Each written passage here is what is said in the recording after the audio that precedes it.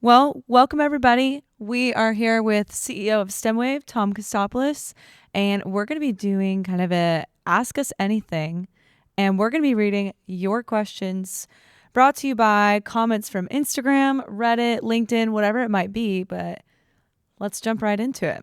So Tom, the first question I have is kind of a funny intro, but not trying to be rude, but this isn't just another expensive machine clinics buy and then barely use. Like, what makes StemWave different? This is a comment we got from Instagram. Yeah. So in general, medical equipment obviously has a stigma for being very, very expensive. And it goes without saying that StemWave is no exception to that. StemWave is definitely an expensive piece of medical equipment. But I think the PTSD that so many medical business owners have is I buy this piece of medical equipment. I never actually got trained on it. It showed up in a box. Now it's in the corner of my office and it's collecting dust. And I just spent $150,000 on that. And so the way we do it that's totally different is when it arrives, that's when our relationship starts. So, they work directly with a dedicated account manager. We come out, they come into one of our training facilities. It's a super experiential thing. And so, no devices are collecting dust. Somebody definitely doesn't have to worry about that.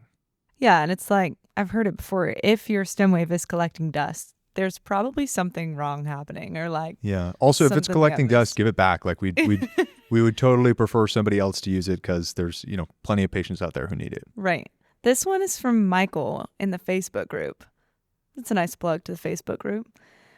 I love the concept, but this is kind of a transparency question. What is StemWave's long-term plan? Are you building for providers or angling for acquisition? I don't know what that means, but I do want to hear what your long-term plan is. Well, Michael from the Facebook group. So it depends on what you consider a long-term plan, but I'll give you maybe 3 to 5 years and go a little further. So the first thing is StemWave's technology has a variety of different medical cases that it's really, really useful for. And so currently StemWave is only focused on the orthopedics. And honestly, we think we can make a huge global impact with our technology in orthopedics, starting here just in North America, that's the only place we're at right now. The next step is really to, number one, get this technology beyond just North America. And not only that, but also just improve the efficacy of the technology, the consistency of the technology, the look, the feel, the design, the training, the protocols, the research, and everything that goes along with it. But in terms of also improving the product and going global, accessing these other markets that our technology, cellular response technology, is super efficacious in, but really has not been commercialized at all. And so there's some markets such as, the aesthetics market, the wound care market, the sexual health market. These are markets that are really, really underserved and would benefit tremendously from a technology like ours. What market excites you the most? What do you think is the most, it's kind of slept on right now? I don't think this market is necessarily slept on, but I do think it's really, really exciting, which is the market of aesthetics, like fine lines, wrinkles, cellulite, all those types of things. And the reason is we are now in, I think, what a lot of people in the medical space are calling a post GLP-1 era, which basically means, you have hundreds of millions of people globally who have now lost a lot of weight and they still have this extra skin. They still have this cellulite that's now exposed. They have these fine lines, they have these wrinkles, and it's forcefully created this entire industry that is trying to help and solve that problem. And so I think there's a lot of opportunity there to support the patients who really, maybe they lost a lot of weight, maybe they gained some muscle, maybe they got in better shape, but they still have so much more that they want to do. And so I think that is a really, really good area.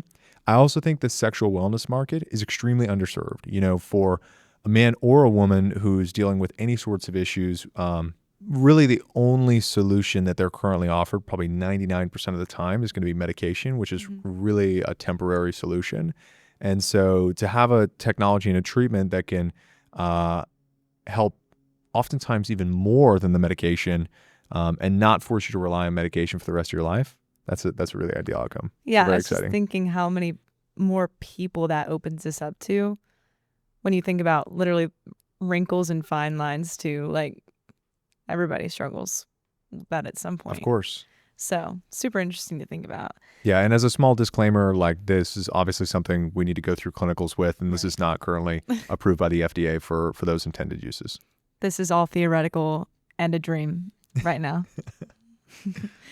All right. Oh, this one's fun. We've got a guest. We have a guest. Come here. There's a dog. Come here. He's a little shy, though. Everyone meet Clyde. Come here. Clyde. Clyde is the office dog. Come here. Come here. He's a little shy. He's very, very shy. That's okay. Hopefully he comes back. Cool. No, he's so awkward. He gave up. Anyways, this one's fun. This one is from Reddit. I love Reddit questions because I feel like people are just a little bit more Don't we all? unhinged. I do. What's the craziest patient success story you've heard of since starting StemWave? I guess there's so many by this point. It's kind of just like, what's the first one that popped into your head? Mm-hmm. This is from Jenna, by the way. This is from Jenna on Reddit. Jenna, PT student. Okay, Jenna, PT student on Reddit. Let me think. I mean, honestly, the crazy thing is like we now have nearly 1,000 providers. And so we get like videos and testimonials literally every day. And of course, the ones that people want to send in, they're not like, oh, this worked really well for me. It's really, really exciting. But I'll tell you the most exciting cases I've personally been a part of, which are the cases that we've done with Project Walk Boston. Mm-hmm. So Project Walk Boston is a spinal rehabilitation center for people who have lost enough mobility where they need to go through intensive physical therapy to gain back any function if it's even possible. They essentially are trying to gain as much mobility as possible back. And those cases are just like really incredible because, you know, it's one thing for somebody who's dealing with knee pain to get out of knee pain, obviously incredible. It's another thing for somebody who couldn't move their knee at all to be able to move their knee. And so that's just a different level of impact. That is really cool to think about. The video is, I love watching the video from Project Walk. So cool. Let's get into the science. Okay, you let's ready? do it. Let's talk. Let's compare some devices and stuff. Let's do it. This is from YouTube. This is fun. I guess this is from our Science Behind StemWave. But can you explain the science behind like all the buzzwords we kind of hear? So you said, what's actually happening when the wave hits the tissue? Okay. In basic terms. I guess there's only so much. Yeah, we'll keep it high level. Essentially, this initiates a process called mechanotransduction, which is a really, really big word for just converting mechanical stimulus, so kinetic energy, into biochemical signals within the body. So you can think about it like, you know, how do the cells communicate? The cells don't communicate like we do. They don't talk back and forth. They communicate via electrical signals between each other. And so this is mechanical energy that is then converted into biochemical signals within the cells. And so the communication, obviously, if you walk over to somebody's shoulder and you punch them in the shoulder and you leave them with a bruise, well, that's not the same type of communication that's happening here. My point in saying that is you can have a wide array of different types of cellular communication that can happen. And in this case, we're designing a wave and a piece of energy that is moving at such a frequency, power, and speed that it's communicating in a way that has been shown to be really positive in terms of healing and tissue regeneration. That was honestly talent, the way that you just did that in a minute. I think under 60 seconds. And you did it well. We'll get the clock. We'll check the time. Tell you, how many times do you think you've done that before? StemWave in 60 seconds. Once a day. So let's get a little bit more into like comparing other devices while we're on the subject of science. So Mark from YouTube as well also said, how deep does StemWave actually go when compared to piezo or radial, and why does it actually matter? All right, Mark from YouTube. So couple things. The intent of the question is to understand the depth of the technology, but I think there's some other context there that's really useful. And I can imagine why you're asking that is, am I going to be able to reach the complex musculoskeletal structures necessary within my clinic? And so, few things. With regard to piezoelectric technology, it goes anywhere from 8 to 10 centimeters deep into the tissue, generally speaking. StemWave goes anywhere from 8 to 12 centimeters deep within the tissue. But perhaps a more important measurement is twofold. Number one is width of the area we're treating. So we call that the focal zone. Now, why is that important?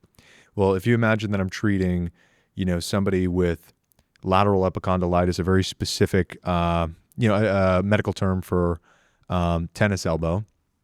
Well, do I need to go 12 centimeters deep into the tissue? Of course I don't. And in most musculoskeletal structures, you actually don't need to go that deep into the tissue.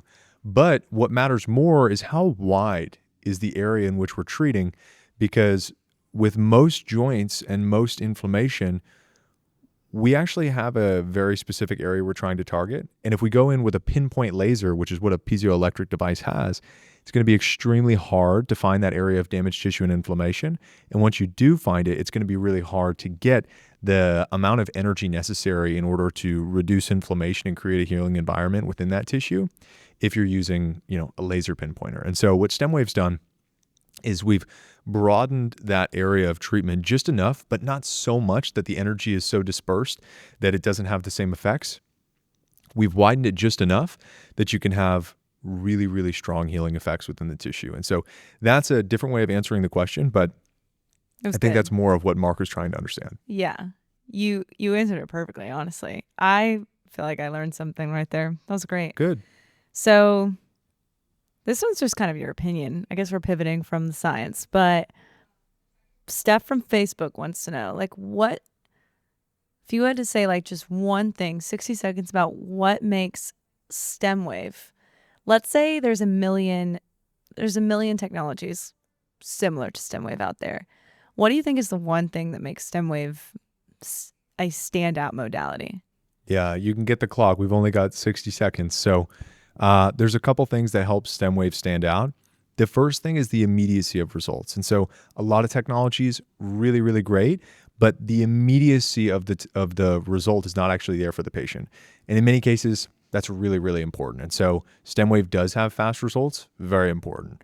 The next stage is the longevity of results. Now, there's great data showing up to 24 to 36 months of lasting reduction in pain and inflammation. And in our own anecdotal research, we not only see that to be true, but we see more than that and an even longer time horizon. But the longevity of those results, to have both speed results and longevity of results, really great.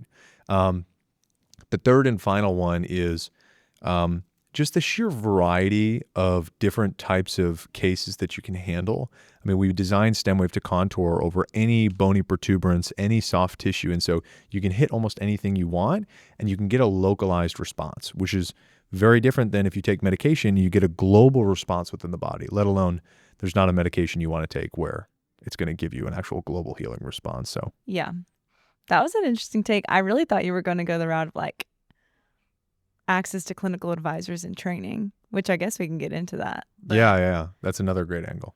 Yeah. But I also did learn more and more Good. about how you would describe it. I love hearing that. I guess this is my own question, but if you could tell us, how is StemWave's CS training when they are learning the device, how is that so much more different and special compared to the training that they're probably going to get with a lot of other devices? I mean, the way that we describe this is if you had the best medical technology in the world and you gave it to the best doctor in the world, but they didn't know how to use it, they would do nothing with it. It's like if we gave you an F1 race car, but you didn't even have your driver's license. Nothing. You literally wouldn't be able to go anywhere. And so we've taken the approach of, okay, we know we're giving people the best technology in the world, but what can we do to make sure that they're the best practitioner possible and they can really maximize the technology? And that's where we've really excelled. And so the experience somebody has in our training is we've turned our own training into a science. And the science is, how do we take someone from, I'm really excited about this equipment, to I can confidently go home and treat my patients in an 8-hour period. And we do that in one day, and they leave there not only with that information, but with CEU credits that are approved nationally for PTs, DCs, MDs, and NPs. And so that's really just the start of it. That's the baseline. And on top of that, we have all the support that goes along with it, because we know over the next couple months, they're going to see many cases that they didn't expect.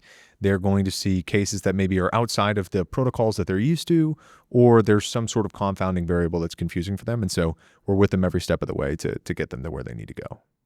That was a great way of putting it. Also, Huge plug to the CEUs. Huge plug. How Shout many out. Yeah. how many hours or credits do they get So for? they get 5 for attending. And then if they want to, if they're one of our platinum providers, they can come to, we do a more in-depth in-person course for 12 CEU credits if they want to join. It's pretty valuable if you ask me. And it's free if you're a platinum provider. Amazing. Well, as we wrap up, I want to ask you personally, what do you wish more providers knew or realized that they probably aren't even thinking about right now?